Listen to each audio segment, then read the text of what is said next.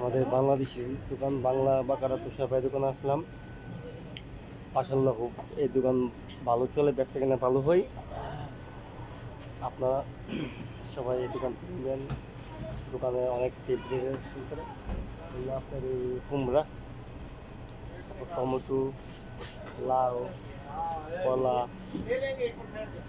তারপর আছে ভেন্ডি, তারপর বেগুন, হ্যাঁ, তারপরে ডালের ডাল, টকটকের ডাল, ডাল আছে, সবথেকের ডাল, হ্যাঁ, মশলা, মাছ আছে, মাছ কাটার মেশিন, আছে, এই যে এখানে মাছ কাটার মেশিন,